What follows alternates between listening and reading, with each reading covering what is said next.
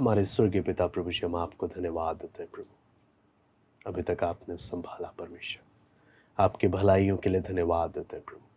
नम्रता से प्रभु हम आपके चरणों में आते हैं प्रभु।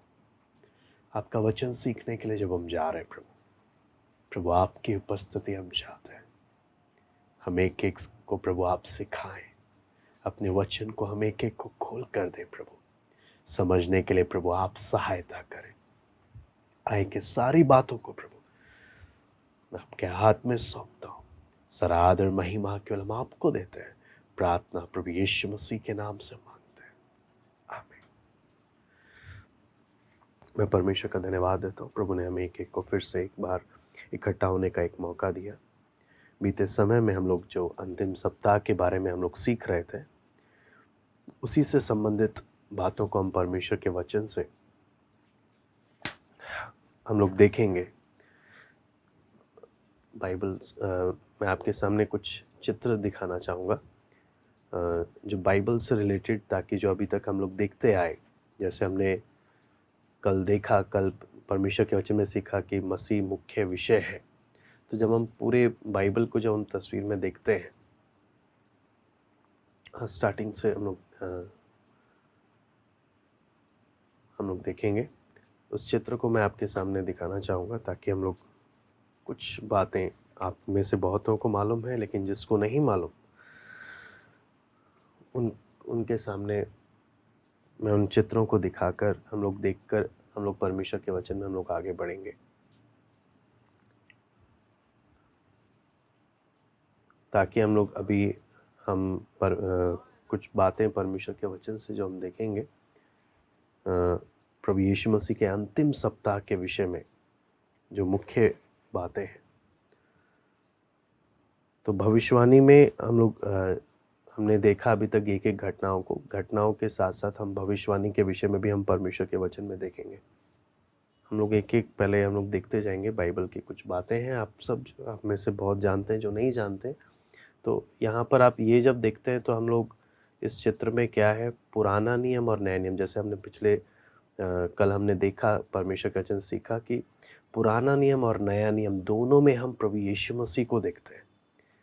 कि पुराने नियम में प्रभु यीशु मसीह से आने के विषय में कुछ छाया थे जिसके बारे में बताया जा रहा था। नए नियम में वो सारी बातें हमें प्रकट होकर मिल रही हैं। पुराने नियम में हम देखते हैं बोला गया मसीह आएगा, है ना, वो आ रहा, लेकिन नए नियम में जब हम पढ़ते हैं मसीह आ चुका है, उसके बारे में भविष्यवाणी की गई, अब वो यहाँ पर प्रकट है।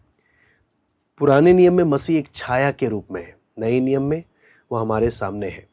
अब पुराने नियम में जब पढ़ेंगे, एक एक पुस्तकों में एक एक रूपों में मसीह के बारे में बताया गया, लेकिन नए नियम में हम स्पष्ट रूप से सच्चाई के रूप में हम प्रभु यीशु मसीह को देखते हैं। अगले चित्र में हम लोग जब जाते हैं तो हमें, आप जब बाइबल को भी देखते हैं, आप देखना कई बार हम लोग बाइबल जब पढ़ते हैं, परमेश्वर के वचन को जब पढ़ते हैं, हम ऐसे ही पढ़ने शुरू कर देते हैं। लेकिन आप अगर देखेंगे, वचन एक पहेली के तरह से है। आप अगर देखेंगे, उत्पत्ति के साथ की घटना है अय्यूब, जो हम बाइबल की सबसे पहली पुस्तक हम देखते हैं। फिर उसके बाद हम देखते हैं निर्गमन, व्यवस्था, गिनती, है ना, व्यवस्था विवरण, फिर यहोशू, न्यायियों। फिर आप देखेंगे उसके बाद जब पहला शमूएल और दूसरा शमूएल आ रहा है, इस समय में लिखा गया भजन संहिता। तो मुझे अब भजन संहिता जब पढ़ना है तो मुझे इन दोनों पुस्तकों के दूसरा शमूएल को साथ में रखकर अगर मैं पढ़ूंगा, मुझे ज़्यादा अच्छे से भजन संहिता की घटनाओं को समझ में आएगा।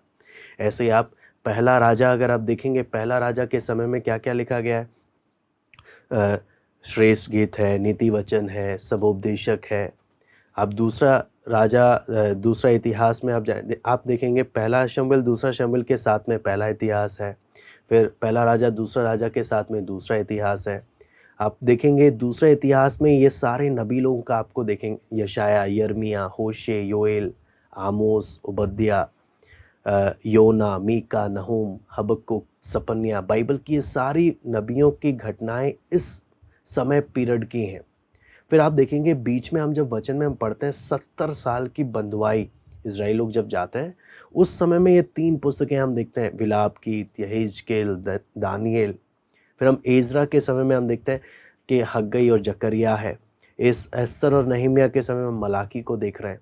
तो आप देखेंगे कि परमेश्वर के वचन को जब किस प्रकार से ये कब कब लिखा गया है। लेकिन अगर हम लोग मेहनत नहीं कर रहे वचन को सीखने के लिए, तो हम लोग क्या है, उसको बस ऐसी एक रिवाज की तरह हम पढ़ लेंगे। कौन सी पुस्तकें कब लिखी गई और किस समय काल में लिखी गई और वो किस संदर्भ में है, अगर हम एक एक उस हिसाब से मेहनत करेंगे परमेश्वर के वचन के आगे, तभी आपको मालूम है हमें वचन की कई बातें खुलकर सामने आती हैं। लेकिन सारी बात है, क्या मैं परमेश्वर के वचन से प्यार करता हूँ? क्या मुझे परमेश्वर के वचन से लगाव है, या सिर्फ मैं एक रीति रिवाज करता हूँ? हाँ जी, बाइबल पढ़ना, हाँ जी वचन सुनना, या मैं मेहनत करता हूँ प्रभु तेरे वचन के बातों को अच्छे से मैंने एक एक बातों को समझना है और उसके अनुसार मैंने जीवन बिताना है। आगे के कुछ और चित्रों को मैं आपके सामने दिखाना चाहता हूँ। यहाँ पर आप इसमें आप देखेंगे, आप देखिए किस प्रकार से किताबों को अरेंज किया गया। देखेंगे व्यवस्था बोले तो यहूदी लोगों में पेंटाटेक करके बोलते हैं, जिसमें 5 किताबें। व्यवस्था बोलने का मतलब जब भी हम वचन में व्यवस्था बोलते हैं तो अपने चित्र चेंज कर, हाँ, व्यवस्था बोलते साथ हम 5 किताबों को देख रहे हैं। उत्पत्ति, निर्गमन, व्यवस्था, गिनती, व्यवस्था, विवरण। तो ये 5 किताबें उसमें शामिल हो जाती हैं। फिर आप देखेंगे बाइबल में कविताएं भी हैं। 5 कविताओं को आप देख सकते हैं।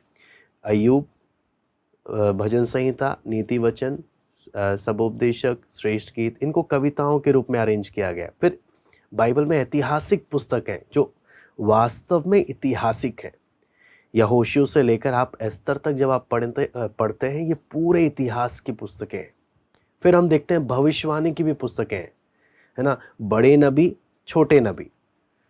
तो इन सबको जब हम देखते हैं, वचन का एक प्रॉपर तरीके से हम परमेश्वर के वचन को सीखें, तो हम एक एक को बहुत आत्मिक उन्नति हो सकता है। मैं आपको ये नहीं बोलूँगा इसको सिर्फ एक ज्ञान के रूप में।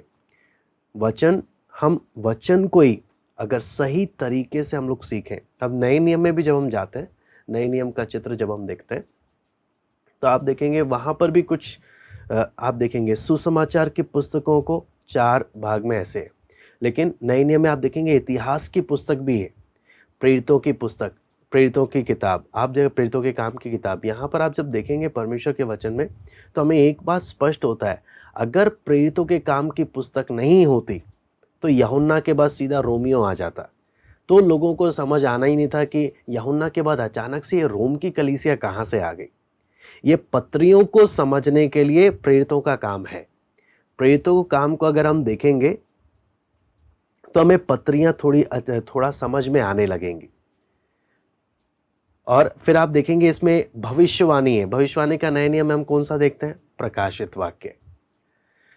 फिर अगला चित्र जब हम देखते हैं परमेश्वर के वचन में, तो आप देखें ये जो यहूदी लोगों का जो बाइबल है, उसमें उन लोगों ने किस प्रकार से क्या किया गया है, अपने यहूदी लोगों ने अपने बाइबल में किस प्रकार से अरेंज किया हुआ। वो जब तोरा बोलते हैं, पुराना नियम जब बोलते हैं, व्यवस्था बोलते हैं, तो ये 5 किताबें। फिर वो लोग नबियों के पुस्तकों को नेफिलिम करके बोलते हैं। तो ये इस प्रकार से है कि पहले कौन से नबी आए, बाद में कौन से नबी आए, है ना।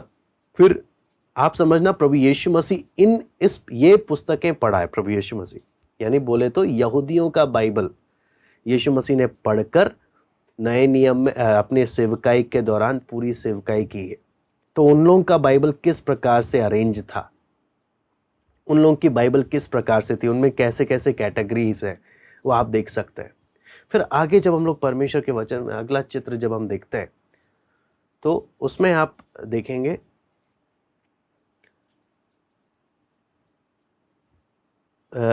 पुराना नियम और नए नियम में आप देखेंगे कि किस प्रकार हम जब देख रहे थे कि यीशु मसीह का जो सबसे बड़ा, यीशु मसीह व्यवस्था में हम नींव के रूप में हम देख रहे हैं, फाउंडेशन।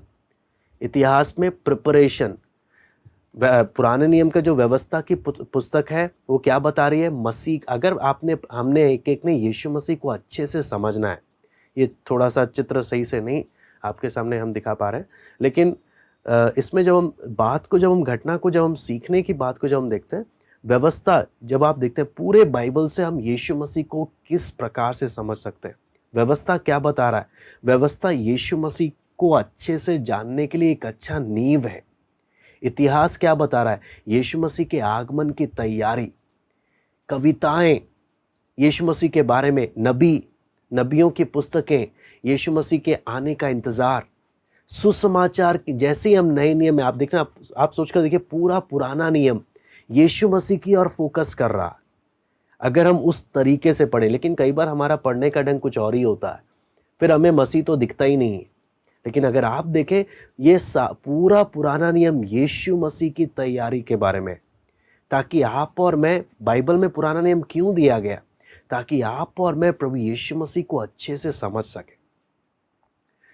इसलिए नहीं दिया कि हम पुराने नियम के सब चीज़ों को फॉलो करें, बल्कि हम यीशु को अच्छे से समझें, उस बात को मुख्य बात, क्योंकि पूरा पुराना नियम और नया नियम दोनों प्रभु यीशु मसीह को समझने के लिए हमारी सहायता करता है। आप सुसमाचार जब देखते हैं, यीशु मसीह प्रकट हो रहा, प्रेरितों काम जब देखते हैं, यीशु का कार्य बढ़ रहा है, पत्रियां जब पढ़ते हैं, यीशु मसीह के बारे में खोलकर बताया गया। प्रकाशित वाक्य में यीशु मसीह के साथ सारी घटना समाप्त हो रही है। यीशु से शुरू हो रहा है, यीशु से समाप्त हो रहा है। सब कुछ मसीह पर केंद्रित है, सब कुछ मसीह पर केंद्रित है। तो हम लोग परमेश्वर के वचन से जब सीख रहे हैं, तो हम लोग उस प्रार्थना के साथ हम लोग बैठे कि प्रभु तेरे वचन को हम एक एक, मैंने तो आपको कुछ छोटा मोटा कुछ बातें दिखाया, उतना समय नहीं कि हम एक एक बातों पर जाएं, लेकिन हल्का हल्का एक थोड़ा सा अंदाज़ा समझने के लिए। बहुत कुछ है परमेश्वर के वचन को जब हम समझने के लिए हम मेहनत करते हैं, बहुत कुछ है। लेकिन सारी बात है परमेश्वर के वचन को सीखने के लिए भी हम एक एक ने बहुत मेहनत करना, बहुत मेहनत, प्रार्थना, ताकि प्रभु तू अपने वचन को हमें खोल कर दे, तू अपने वचन को हमें खोल कर दे। जब हम, आपको मालूम है, जब हम परमेश्वर के वचन में जब हम देखते हैं, तो इसलिए जब एक आयत मैं पढ़ना चाहूँगा, सबसे पहले पहला तीमुथियुस 3:16, पहला तीमुथियुस 3:16।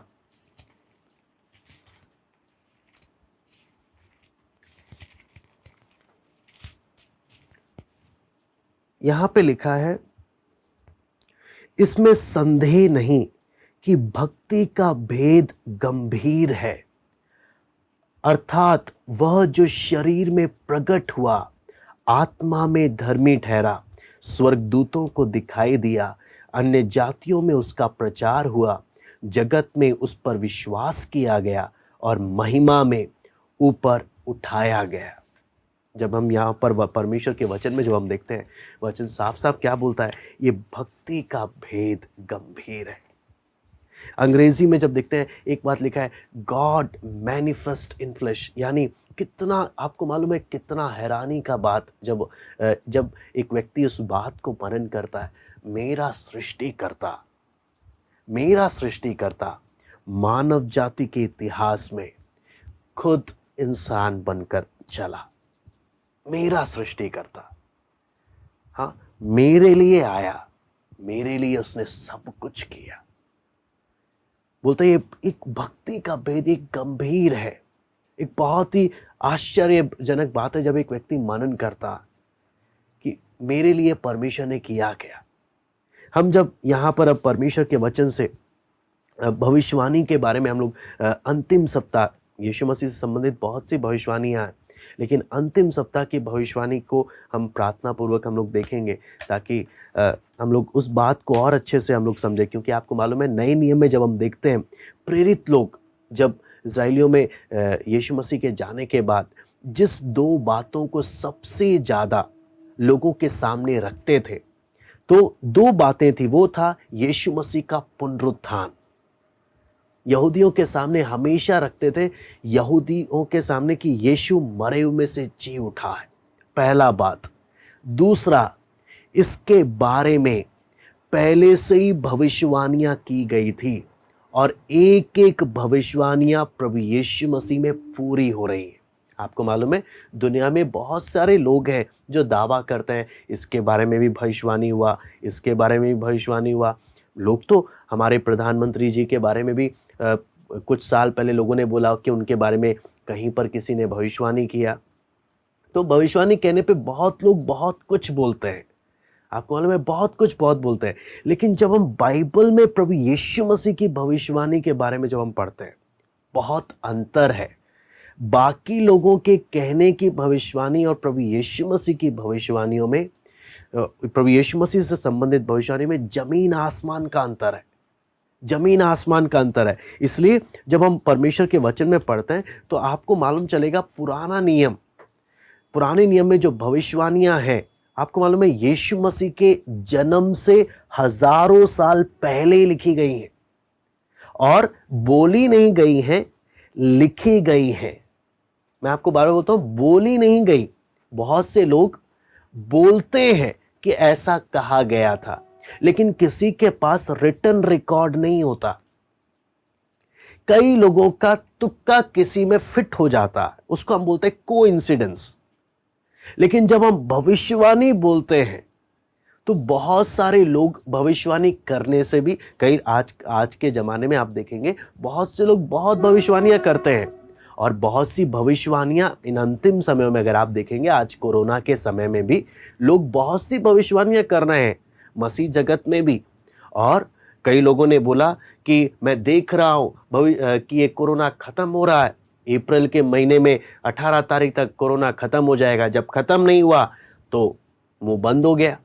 ऐसे बहुत सारे लोगों ने ना जाने कितनी भविष्यवाणियां की आज के समय में। और लोग, आपको मालूम है, लोग अंधाधुंध उनकी भविष्यवाणी के पास जाते हैं, अंधाधुंध उनकी भविष्यवाणी को सुनने के लिए चले जाते हैं।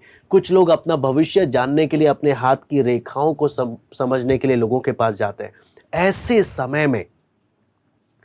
ऐसे समय में जहां ठगने में हर कोई लोगों को बेवकूफ बना रहा, तब प्रभु यीशु मसीह से संबंधित भविष्यवाणियां जो उसके जन्म से हजारों साल पहले लिखी गई, और सिर्फ बोली नहीं गई, लिखी गई है, रिटन रिकॉर्ड है, और वो सब कुछ सुरक्षित है। और सब लोगों ने उसे यीशु मसीह के आगमन तक उन सारी बातों को शुरू से लेकर संभाल कर रखा गया था। तो इसलिए जब हम परमेश्वर के वचन में उस बात को समझने के लिए सबसे पहले हम पढ़ेंगे गिनती 23 का 19। गिनती 23 का 19।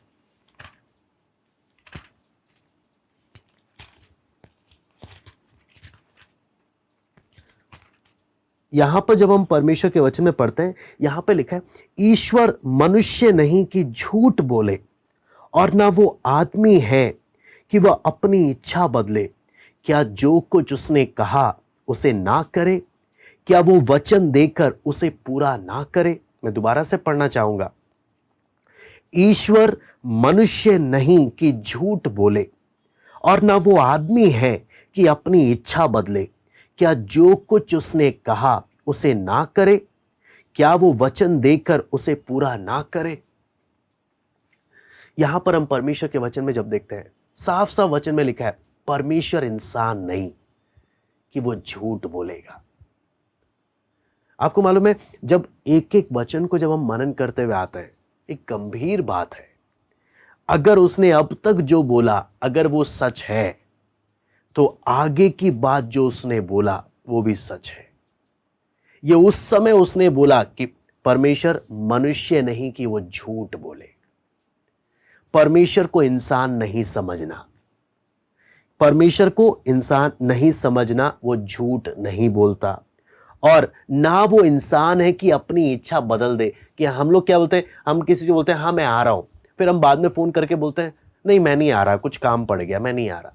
हाँ, हम अपनी इच्छाओं को, अपने प्लानिंग को बदल देते हैं। लेकिन आपको मालूम है, परमेश्वर हमारी तरह नहीं है। ना तो वो झूठ बोलता है और ना ही वो अपनी इच्छा को बदलता है। उसने बोला है तो वो होगा। तो इसलिए हम एक एक उस बात को देखें। वहां पे लिखा है, जो कुछ उसने कहा वो ऐसा हो ही नहीं सकता वो अपने काम को ना करे। वो वचन देकर उसे पूरा ना करे करके हो ही नहीं सकता। फिर इसके साथ एक और आयत हम पढ़ेंगे, यशाया 46 का 9 और 10। यशाया 46 का 9 और 10।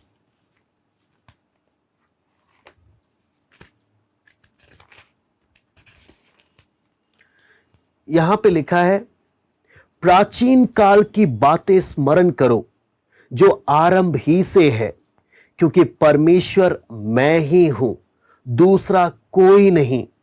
मैं ही परमेश्वर हूं और मेरे तुल्य कोई भी नहीं है। मैं तो अंत की बात आदि से और प्राचीन काल से उस बात को बताता आया हूं जो अब तक नहीं हुई। मैं कहता हूं, मेरी युक्ति स्थिर रहेगी और मैं अपनी इच्छा को पूरी करूंगा। मैं दोबारा से इस आयत को पढ़ना चाहता हूं। प्राचीन काल की बातें स्मरण करो जो आरंभ ही से है, क्योंकि परमेश्वर मैं ही हूं और दूसरा कोई नहीं। मैं ही परमेश्वर हूं और मेरे तुल्य कोई भी नहीं। मैं तो अंत की बात आदि से और प्राचीन काल से उस बात को बताता आया हूं जो अब तक नहीं हुई। मैं कहता हूं, मेरी युक्ति स्थिर रहेगी और मैं अपनी इच्छा को पूरी करूंगा।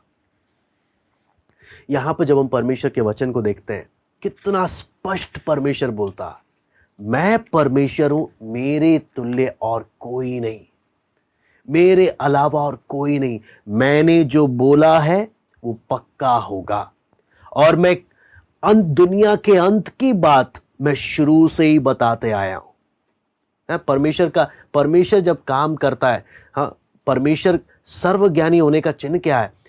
अंत में क्या होगा, दुनिया का अंत किस प्रकार का होगा, पहले से ही बता दिया, लिख कर दे दिया। आपको मालूम है, कभी कभी ना यहां तक कि आप सोचना, लोग अपनी बात से पलट जाते हैं, मैंने कब कहा ऐसा? हाँ, अगर कोई चीज रिटर्न में, कोई चीज लिखी हुई नहीं है, कोई चीज प्रूफ में नहीं है, तो हम तुरंत नकार जाते हैं, मैंने कब बोला ऐसे, मैंने बोला ही नहीं, मैंने बोला ही नहीं। लेकिन आपको मालूम है, जब रिटर्न होता है कोर्ट में, अदालत में, प्रूफ क्या माना जाता है? मुंह से बोली बात नहीं, अदालत में मांगा जाता है रिटर्न में क्या कहा है, लिखित भाषा में। आज आप अगर न्यूज़ देख रहे हैं, आपको मालूम होगा कि बीजेपी कांग्रेस को पकड़ रही है, देखो इन्होंने क्या क्या बोला, कैसे आप एक एक उनकी लिखी हुई बातों को लेकर बोल रही, ये देखो इन्होंने ये कहा है, मेरे पास सबूत है। क्यों? अगर सिर्फ मुंह से बोला है तो लोग बोले, वो नकार भी सकता है, लेकिन अगर लिखा हुआ, स्पष्ट लिखा हुआ है तो कोई नकार नहीं सकता। असली सबूत वो माना जाता है। वचन में जब हम देखते हैं बाइबल की एक खासियत, अंत की बात को पहले से ही परमेश्वर ने अपने आत्मा के द्वारा लिखवा दिया। लिखवा दिया बोलने का मतलब क्या? चेक कर लेना। मैं इंसान नहीं कि झूठ बोलूं, मैंने जो बोला है होके रहेगा। चेक कर लेना। आप सोचना परमेश्वर कितना स्पष्ट है। मैं पहले ही अंत की बात शुरू से इसलिए बोलता हूं, लिख कर रख लो। क्या बोल रहा है? लिख कर रख लो। क्यों? देख लेना, जब पूरा होगा तब तुम जानोगे मैं मनुष्य नहीं कि झूठ बोलूं या अपनी इच्छा को क्या कर डालूं, बदल डालूं। कितना स्पष्ट। आपको मालूम है, ऐसा दावा कौन करता है? केवल वही जिसकी बात में दम है। ऐसा वो करता है। अगर सिर्फ एक साधारण इंसान ने अगर लिखा है तो इंसान कभी ऐसा दावा नहीं करेगा। अगर करेगा भी तो बाद में झूठा साबित हो जाएगा। लेकिन हम जब प्रभु यीशु मसीह के बारे में देखते हैं, इसके साथ साथ मैं एक और आयत पढ़ना चाहता हूं। यशाया 48 का 3 पढ़ेंगे पहले। यशाया 48 का 3, उसके बाद 5। यशाया 48 का 3, यहां पे लिखा है, होने वाली बातों को तो मैंने प्राचीन काल ही से बताया है और उनकी चर्चा मेरे मुंह से निकली। मैंने अचानक उन्हें प्रकट किया और वे बातें सचमुच हुई। मैं दोबारा से पढ़ता हूं, तीसरा आयत। होने वाली बातों को तो मैंने प्राचीन काल ही से बताया है और उनकी चर्चा मेरे मुंह से निकली। मैंने अचानक उन्हें प्रकट किया और वे बातें सचमुच हुई। उसके बाद 5वीं आयत को जब हम पढ़ते हैं, यहां पे लिखा है, इस कारण मैंने इन बातों को प्राचीन काल ही से तुझे बताया, उनके होने से पहले ही मैंने तुझे बता दिया, ऐसा ना हो कि तू यह कह पाए कि यह मेरे देवता का काम है, मेरी खोदी और ढली हुई मूर्तियों की आज्ञा से यह हुआ है। कहने का मतलब क्या, जब हम देखते हैं, परमेश्वर बोलता है पहले से ही मैं बोल देता हूं, बाद में तुम लोग बहाना नहीं बनाना, मैं पहले से ही बता रहा हूं आगे क्या होने वाला है। परमेश्वर को क्यों, परमेश्वर को मालूम है हम इंसान बड़े टेढ़े हैं। हाँ, बात को घुमाना फिराना और किसको किसी और को उसका श्रेय देना, परमेश्वर को हम इंसान की हर एक बात मालूम है, हमारी बोलते हैं ना, हमारी एक एक बात अच्छे से मालूम है। इसीलिए परमेश्वर क्या बोलता है, मैं पहले से ही बता दिया, जब ये बातें होंगी ना तब जान लेना मैं ही परमेश्वर हूं, मैं ही परमेश्वर हूं, मैं शुरू से जो बोलता हूं वही वैसे का वैसा ही होगा। फिर उसके साथ इसको समझने के लिए रोमी 1:2-4, जब यीशु मसीह से संबंधित हम देखते हैं, रोमी 1:2-4,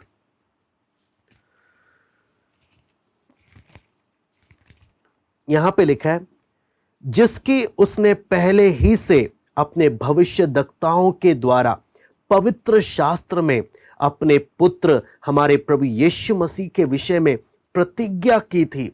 वह शरीर के भाव से तो दाऊद के वंश से उत्पन्न हुआ और पवित्र आत्मा के भाव से मरे हुए में से जी उठने के कारण सामर्थ के साथ परमेश्वर का पुत्र ठहरा। यहां पर हम साफ साफ देखते हैं, सामर्थ के साथ परमेश्वर का पुत्र ठहरा। तो मैं उम्मीद करता हूं हमें कुछ बातें, हम लोग को, हम जब अंतिम सप्ताह के बारे में अध्ययन करने जा रहे हैं, कुछ बातें इस भविष्यवाणी से संबंधित हमें समझ में आनी चाहिए कि अगर जिस परमेश्वर ने एक एक बातों को पहले से ही बोल दिया, आपको मालूम है बाइबल में कितनी भविष्यवाणियां हैं, लेकिन हम अंतिम सप्ताह को जब फोकस करके चल रहे हैं तो उससे हम लोग देखेंगे। अब उसको समझते वक्त आप एक बार पढ़ लेंगे मत्ती 5:17, मत्ती 5:17।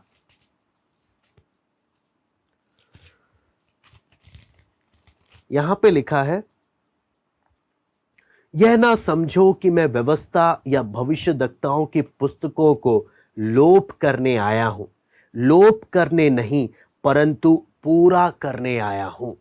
मैं दोबारा से पढ़ता हूं, यह ना समझो कि मैं व्यवस्था या भविष्यद्वक्ताओं की पुस्तकों को लोप करने आया हूं, लोप करने नहीं परंतु पूरा करने आया हूं। प्रभु यहां पर जब हम परमेश्वर के वचन में देखते हैं, इसी के साथ समझने के लिए रोमी 10:4 भी हम पढ़ेंगे। रोमी 10:4,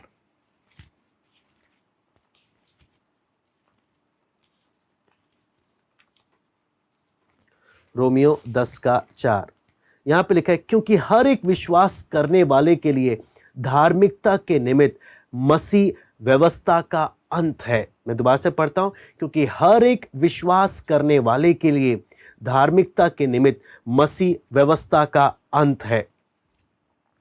इससे मुझे क्या बात समझ में आता है, यीशु मसीह आया व्यवस्था की हर एक बात को पूरा करने के लिए, व्यवस्था की, पुराने नियम के व्यवस्था की हर एक बात को पूरा करने के लिए। क्यों?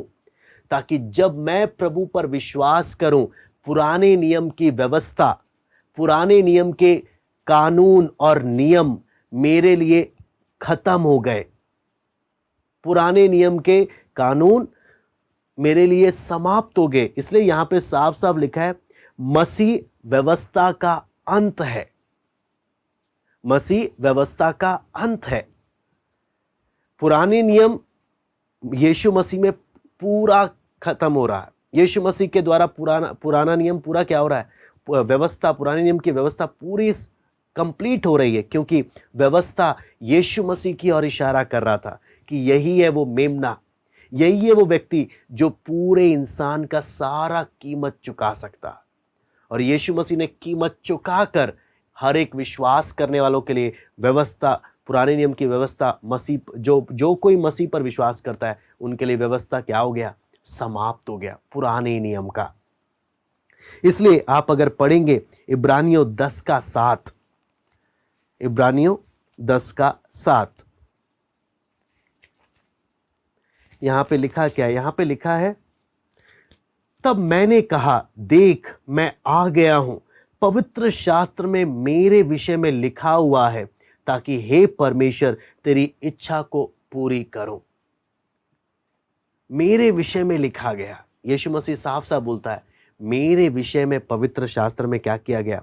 लिखा गया। और इसी के साथ साथ हम पढ़ेंगे यूहन्ना 5 का 39 में भी, क्योंकि जो आयतें हम पढ़ रहे हैं उन आयतों में एक एक के बारे में साफ लिखा हुआ है, एक एक घटना के बारे में। क्योंकि भविष्यवाणी भी जब हम पढ़ेंगे, एक एक भविष्यवाणी अंतिम सप्ताह के, उसमें भी हम आयतें ही पढ़ने वाले हैं। यहां पे लिखा है यूहन्ना 5 का 39, तुम पवित्र शास्त्र में ढूंढते हो क्योंकि समझते हो कि उसमें अनंत जीवन तुम्हें मिलता है, और यह वही है जो मेरी गवाही देता है। यीशु मसीह स्वयं यहां पर बोल रहा है, ये पवित्र शास्त्र में जो तुम पढ़ रहे हो, ये जो बाइबल तुम व्यवस्था लेकर घूम रहे हो, इसमें मेरे बारे में लिखा हुआ, मेरे बारे में लिखा हुआ है। लेकिन बड़े दुख की बात क्या है आपको मालूम है? वो लोग पहचान नहीं पाए, समझ नहीं पाए और स्वीकार नहीं कर पाए। इसलिए लूका 24 का 27 भी मैं पढ़ना चाहूंगा। लूका 24 का 27,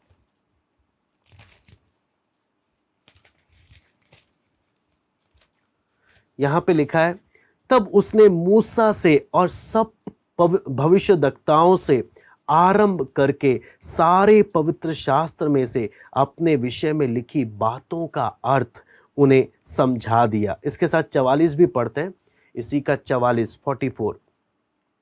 फिर उसने उनसे कहा, ये मेरी वे बातें हैं जो मैंने तुम्हारे साथ रहते हुए तुमसे कही थी, कि अवश्य है कि जितनी बातें मूसा की व्यवस्था और भविष्यद्वक्ताओं और भजनों की पुस्तक में मेरे विषय में लिखी हैं, सब पूरी हो। जितनी बातें लिखी हैं वो सब पूरी हो, ये बात। इसलिए हम एक आयत पढ़कर हम भविष्यवाणियों पर हम जाते हैं अंतिम सप्ताह के। वो उसके लिए हम पढ़ते हैं प्रेरितों काम 10 का 43, प्रेरितों काम 10 का 43।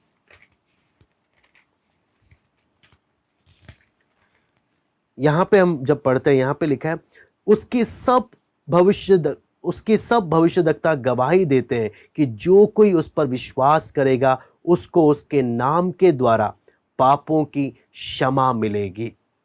उसकी सब भविष्यद्वक्ता गवाही देते हैं कि जो कोई उस पर विश्वास करेगा उसको उसके नाम के द्वारा पापों की क्षमा मिलेगी। अब यहां पर हम देखते हैं एक एक भविष्यवाणी को, आप में से हो सकता है कुछ लोग जानते हैं, कुछ ये भी हो सकता है जो नहीं जानते।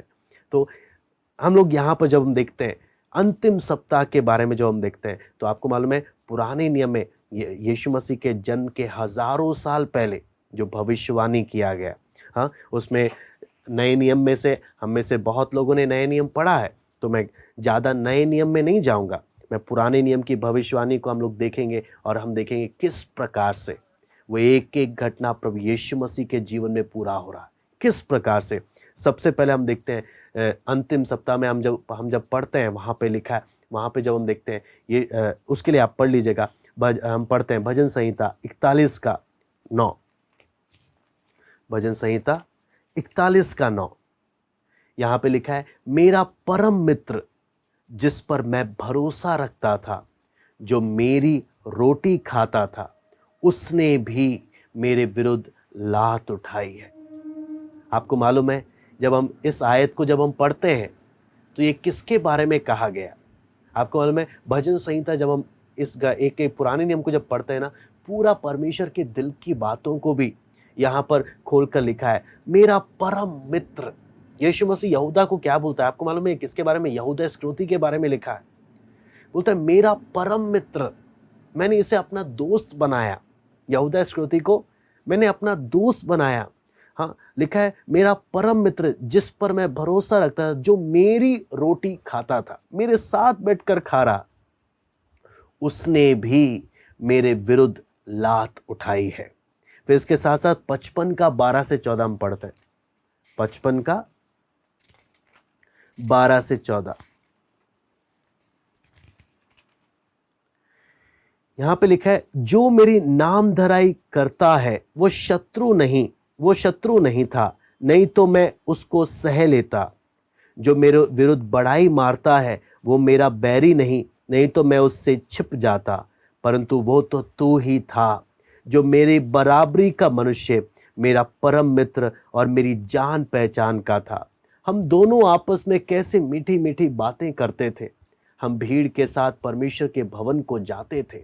आप सोचकर देखना, एक वो एक दिल की बात यहूदा इस्करियोती, बाकी चेले यीशु के साथ साथ हर एक घटना को जब करते थे, कहने का, मेरा परम मित्र मुझे धोखा देगा, वो मेरे विरुद्ध लात उठाएगा। पहले से ही भविष्यवाणी, और हम नए नियम में जब हम पढ़ते हैं तो साफ साफ यूहन्ना 13 का 18, मत्ती 26 का 47 से 50 में जब आप पढ़ते हैं, वहां पर ये भविष्यवाणी किस प्रकार से पूरी हो रही है आप पढ़ सकते हैं। फिर हम अगली घटना को देखते हैं, अंतिम सप्ताह में अगली भविष्यवाणी क्या है। जकरिया 11 का 12 हम देख सकते हैं, जकरिया 11 का 12 और 13। जकरिया 11 का 12 और 13 यहां पे लिखा है, तब मैंने उनसे कहा, यदि तुमको अच्छा लगे तो मेरी मजदूरी दो, और नहीं तो मत दो। तब उन्होंने मेरी मजदूरी में चांदी के 30 टुकड़े तोल दिए। तब यहोवा ने मुझसे कहा, इन्हें कुम्हार के आगे फेंक दे। ये क्या ही भारी दाम है जो उन्होंने मेरा ठहराया है। तब मैंने चांदी के उन 30 टुकड़ों को लेकर यहोवा के घर में कुम्हार के आगे फेंक दिया। आप देखना कितनी बारीकी से जा रहा, कितनी बारीकी से। ना अगर सिर्फ इतना लिखा होता कि वो धोखा देगा तो हम बोलेंगे जरूरी थोड़ी ना है कि यीशु के बारे में ही लिखा हो। अब क्या है, कितने में धोखा देगा? 30 चांदी के सिक्कों में। कितनी बारीकी से। आप जब परमेश्वर के वचन में मत्ती 26 का 15 और 27 का 3 और 10 जब आप पढ़ते हैं, साफ साफ लिखा है, यहूदा इस्करियोती ने क्या किया, अपने परम मित्र, अपने प्रभु को, यीशु को 30 चांदी के सिक्कों में क्या कर डाला? धोखा दिया। परमेश्वर पुराने नियम में परमेश्वर खुद बोलता है, इन्होंने मेरे लिए ये 30 चांदी के सिक्के ठहराए। आप देखना, ना सिर्फ इतना, जकरिया 13 का 7 जब हम पढ़ते हैं, यहां पे जब लिखा है, सेनाओं के यहोवा की यह वाणी है, हे तलवार, मेरे ठहराए हुए चरवाहे के विरुद्ध, अर्थात जो पुरुष मेरा स्वजाति है उसके विरुद्ध चल। तो उस चरवाहे को काट, तब भेड़ बकरियां तितर बितर हो जाएंगी और बच्चों पर मैं अपने हाथ बढ़ाऊंगा। ये किस भविष्यवाणी को पूरा कर रहा? कि जब प्रभु यीशु मसीह को पकड़वाया जाएगा, जब प्रभु यीशु मसीह को पकड़वाया जाएगा, जब चरवाहे को ले लिया जाएगा, उस पर तलवार जब चलेगा, कहने का मतलब क्या है, तब सारे चेले जो उसके भेड़ बकरी हैं सब उसको छोड़कर चले जाएंगे। देखना किस प्रकार से एक एक भविष्यवाणी अंतिम सप्ताह में पूरी हो रही है। अपना ही चेला धोखा देगा। पहले ही यीशु मसीह के जन्म के पहले ही, हजारों साल पहले ही एक एक बातों को लिखा हुआ है, पहले ही लिखा हुआ है कि मुझे वो क्या करेंगे, मेरे अपने ही मुझे क्या करेंगे, धोखा देंगे। फिर दूसरा बात क्या है, कितने में बेचेंगे? 30 चांदी के सिक्के, साफ साफ बता दिया, चेक कर लेना। फिर क्या बोलता है कि मेरे चेले मुझे छोड़कर चले जाएंगे। और फिर आगे ना सिर्फ इतना, आप भजन संहिता 35 का 11 जब हम पढ़ते हैं, भजन संहिता 35 का 11,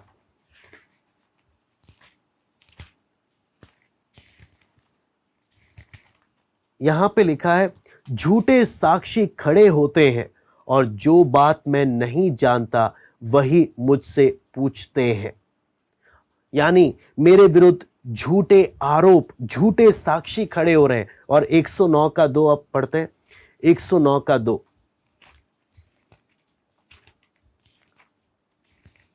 यहां पे लिखा है, क्योंकि दुष्ट और कपटी मनुष्यों ने मेरे विरुद्ध मुंह खोला, वे मेरे विषय में झूठ बोलते हैं।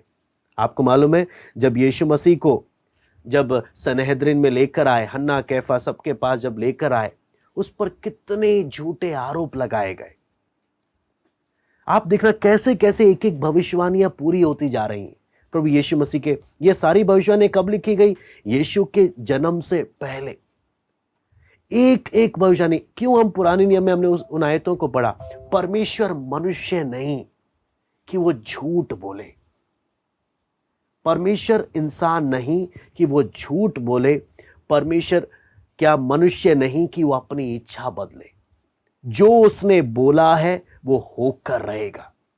आपको मालूम है, जब हम एक एक भविष्यवाणियों को वचन से, जब हम यीशु मसीह के जन्म से पहले की भविष्यवाणियों को जब हम पढ़ते हैं और वर्तमान समय में उसे पूरा, प्रभु यीशु मसीह के जीवन में एक एक बातों को जब पूरा हुआ देखते हैं, तो जो भविष्यवाणियां आज दुनिया के अंतिम समय के बारे में लिखी गई हैं कि दुनिया के अंत में क्या होगा, प्रभु का गुप्त आगमन के विषय में क्या होगा, और आपको मालूम है उससे हमें और सटीक हो जाना चाहिए कि अगर उस समय जो जो बोला, अगर यीशु के जन्म से पहले हर एक बात सच हुई है, तो अब जो अंत के समय में जो बोला गया है वो भी बिल्कुल सच साबित होंगी, बिल्कुल सच।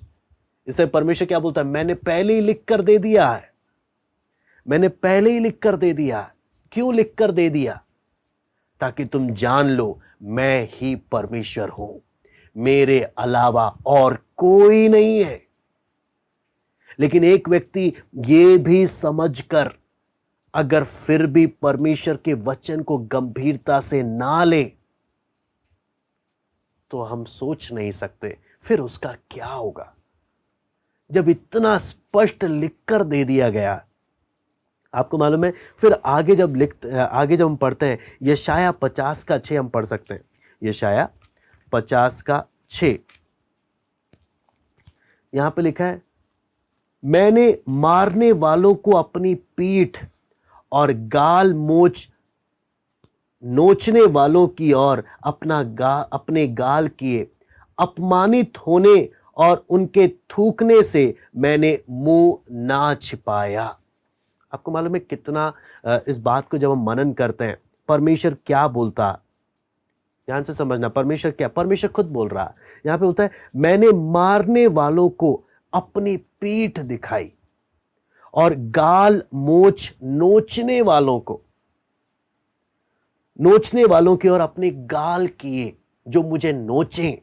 मैंने अपनी पीठ दिखाई कि मुझे मारे, मैंने अपना गाल दिखाया कि वो मुझे नोचे। अपमानित होने और थूकने से मैंने अपना मुंह ना छिपाया। अगर वो मुझ पर थूकना चाहते हैं, मैंने मुंह नहीं छिपाया। कहने का मतलब क्या है? अगर आप इसी घटना को आप मत्ती 26:66 से आगे जब पढ़ते हैं, लूका 22:64 में पढ़ते हैं, कितनी स्पष्टता से ये बात प्रभु यीशु मसीह के जीवन में पूरी हो रही है। कहने का मतलब इतना स्पष्ट बता दिया, इतना स्पष्ट, मेरे साथ क्या क्या किया जाएगा। क्यों? ये मनुष्य नहीं कि झूठ बोले, ये मनुष्य नहीं कि अपनी इच्छा बदले। इसे किसी साधारण इंसान ने नहीं लिखा कि बाद में ये क्या हो जाए, ये झूठी साबित हो जाए। संपूर्ण पवित्र शास्त्र परमेश्वर के आत्मा की प्रेरणा से लिखा गया, और आज हम एक से बात करता है कि आप और मैं। आपको मालूम है, फरीसियों ने, जिनके पास ये पुराना नियम था, उन्होंने जो दावा करते थे कि हम वचन की एक एक बात जानते हैं और रटी हुई हैं, लेकिन उन्होंने जब सच में यीशु आया, उन्होंने उसे पहचाना नहीं, उन्होंने उसे स्वीकार नहीं किया। आज आप और मैं बोलते हैं, मैं वचन जानता हूं, मैं विश्वासी हूं। हम कितना वचन जानते हैं मायने रखता है। मैं प्रभु के वचन को कितनी गंभीरता से लेता हूं, मैं परमेश्वर के वचन को कितनी गंभीरता से लेता हूं। पौलुस बोलता है, जब परमेश्वर का वचन तुम्हारे पास पहुंचा, तुमने इसे मनुष्य का नहीं समझा, तुमने इसे मनुष्य का नहीं समझा, तुमने इसे परमेश्वर का समझकर ग्रहण किया कि यह सचमुच ऐसा ही है, क्योंकि विश्वास करने वालों में ये सामर्थ्य है। आपको मालूम है, आप दो तरीके से आप और मैं वचन सीख सकते हैं। आप बोल सकते हैं हाँ भैया बता रहे हैं, या प्रभु के दास वचन बता रहे हैं, हाँ, या प्रभु के दास कुछ बता रहे हैं। आप मेरी बातों पर आप जाओगे, आप मुझे महत्व दोगे, तो आप किसी का कोई फायदा नहीं होगा, क्योंकि मैं कुछ भी नहीं हूं। हम, आप और मैं, हम सब जो सीखने के लिए बैठे, हमारे लिए सबसे इंपॉर्टेंट ये है। अगर आप इससे इंपॉर्टेंट अगर इधर आप मेरी तरफ ध्यान दोगे तो कोई फायदा नहीं होगा। 1 घंटा पूरा बर्बाद, आपका डेटा भी खत्म, कोई फायदा नहीं होगा। लेकिन अगर आप और मैं प्रार्थना के साथ वचन को गंभीरता से ले, नहीं, वचन में लिखा है, वचन इस बात को कहता है, मुझे कितना परमेश्वर के वचन के प्रति गंभीर होना चाहिए, कितना गंभीर। परमेश्वर, आप सोचकर देखना, हम बोलते हैं हमने ये सारी बातें पढ़ी हैं। आपको मालूम है फरीसियों ने भी पढ़ी थी। अगर हम भविष्यवाणी के बारे में बोले, अरे ये सारी भविष्यवाणी मैंने पढ़ी हुई है, कुछ नया क्या है? मैं आपको बोलना चाहता हूं, फरीसियों ने भी सब पढ़ा था, लेकिन जब सच में मसीह आया, उन्होंने ना तो उसे पहचाना, ना ही उन्होंने उसे स्वीकार किया। कहीं हमारे साथ धोखा ना हो, हम बोले हमने वचन पढ़ा है, लेकिन प्रभु का जब आगमन हो और मैं यहीं रह जाऊं, फिर दुनिया बोलेगी आपने तो वचन पढ़ा था, दुनिया बोलेगी आपने तो वचन पढ़ा था, क्या हुआ पता नहीं, धोखा हो गया। क्या हम ऐसा चाहते हैं हमारे साथ? वो भी दावा करते थे, मैं वचन जानता हूं, मैं व्यवस्था जानता हूं, लेकिन जब मसीह आया, वो उसे पहचान नहीं पाए, ना उसे स्वीकार कर पाए, क्योंकि अपनी ही इच्छाओं को लेकर वो चल रहे थे, अपनी ही सोच को लेकर वो चल रहे थे। आप और मैं किस समर्पण के साथ आते हैं। जब यहाँ पर लिखा है, मैंने अपनी इस मनुष्य जाति के लिए, अंतिम सप्ताह के बारे में जब प्रभु के कीमत को देखते हैं, मैंने इस मानव जाति के लिए, मैंने इनसे इतना प्यार किया, मैंने अपनी पीठ दिखाई है, मैंने अपनी पीठ दिखाई, मैंने अपने गाल इनके सामने किए कि इसे नोचे, मैंने अपना मुंह नहीं छिपाया, इनको मेरे मुंह पर थूकना है, इन्हें थूकने दो। किसके लिए? आपके और मेरे लिए। और पहले से ही बोल दिया। और जब हम वचन में देखते हैं, लूका 26 का मत्ती 26 का 66 से और लूका 22 का 64 में वो घटना को पूरा होते हुए देख रहे हैं। फिर आप देखेंगे यशाया 53 का 7, यहां पर जब हम पढ़ते हैं, वो सताया गया तो भी वो सहता रहा और अपना मुंह ना खोला। जिस प्रकार भेड़ वध होने के समय और भेड़ी ऊन कतरने के समय चुपचाप शांत रहती है, वैसे उसने भी अपना मुंह ना खोला। आप जब मत्ती 27 का 14 जब पढ़ते हैं, पहला पतरस 2 का 23 जब पढ़ते हैं, वहां पर भी यही बात लिखा है, वो चुप रहा। सब कुछ वो सताया गया और क्या करता रहा? वो सहता रहा, चुप रहा। फिर आगे जब देखते हैं यशाया 53 का 5 जब हम पढ़ते हैं, परंतु वह हमारे ही अपराधों के कारण घायल किया गया, हमारे अधर्म के कामों के कारण कुचला गया, हमारे ही शांति के लिए उस पर ताड़ना पड़ी, उसके कोड़े खाने से हम चंगे हो गए। यही बात आप मत्ती 27 का 26 और 30 में हम पढ़ते हैं। यही बात किस प्रकार से एक एक बात सच साबित होती है। फिर आपको मालूम है, एक सबसे हैरानी की बात जब हम पढ़ते हैं भजन संहिता 22 का 16, भजन संहिता 22 का 16, यहां पे लिखा है, क्योंकि कुत्तों ने मुझे घेर लिया है, कुकर्मियों की मंडली मेरे चारों ओर मुझे घेरे हुए है, वो मेरे हाथ और मेरे पैर छेदते हैं, मेरे हाथ और मेरे पैर छेदते हैं। आपको मालूम है, यहूदी दाऊद के समय में आप देखेंगे तो रोमी साम्राज्य आया नहीं है। रोमी साम्राज्य, ये जो क्रूस पर चढ़ाने का सिस्टम, इस सिस्टम को कौन लेकर आया? आप अगर आप वचन में जब देखते हैं, इतिहास में भी जब आप देखते हैं, तो मुख्य रूप से रोमी शासन है। रोमी हुकूमत लोग के लोग क्या करते थे? रोमी साम्राज्य के लोग क्या करते थे? लोगों को क्रूस पर चढ़ाते थे। वो क्रूस पर चढ़ाने की प्रथा इन लोगों ने मुख्य रूप से शुरू किया था। मुख्य रूप से इन्होंने शुरू किया। लेकिन आप देखेंगे दाऊद के समय में यहूदी लोगों का जो मौत का सजा देने का जो सिस्टम था, अगर आप उसे देखते हैं तो वो लोग कभी भी क्रूस पर नहीं चढ़ाते थे, वो पत्थर से मारते थे, पत्थरवाह करने का उनका सिस्टम था। लेकिन यहां पर हम भविष्यवाणी को देख रहे हैं, साफ साफ बताया कि मरेगा भी कैसे, उसके हाथ और उसके पैरों में कीले छेदी जाएंगे। कितना स्पष्टता, मैं बोलता हूं ये सब लिख कर दे दिया।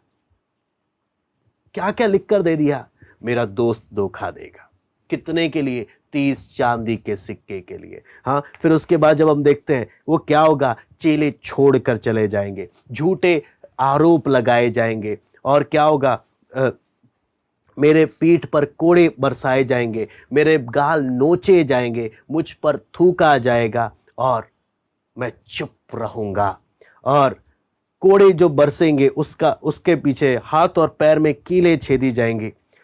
ना सिर्फ इतना, आप जब पढ़ते हैं, मैं इसको जल्दी समाप्त करूंगा, यशाया 53 का 12 जब हम पढ़ते हैं, यशाया 53 का 12, यहां पे लिखा है, इस कारण मैं उसे महान लोगों के संग भाग दूंगा और वो सामर्थियों के संग लूट बांट लेगा, क्योंकि उसने अपना प्राण मृत्यु के लिए उंडेल दिया, वो अपराधियों के संग गिना गया। यहां पे क्या? अपराधियों के संग। यीशु को अकेला नहीं लटकाया गया, 2 चोर हैं उसकी गिनती में इसको लटकाया गया, अपराधियों के संग ये क्या किया गया? गिना गया, जिसके बारे में आप मरकुस 15 का 27-28 में पढ़ सकते हैं। फिर ना सिर्फ इतना, भजन संहिता 22 का 7 और 8 जब हम पढ़ते हैं, भजन संहिता 22 का 7 और 8, वहां पे लिखा है,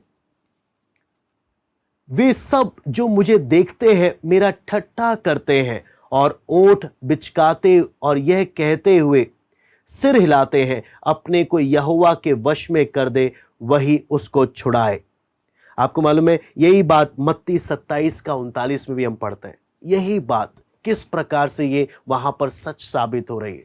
इससे हमें क्या चीज समझ में आता है कि कितनी स्पष्टता से, कितनी बारीकियों से परमेश्वर का वचन एक एक व्यवस्था, एक एक बात प्रभु यीशु मसीह के जीवन में पूरी कर रही है।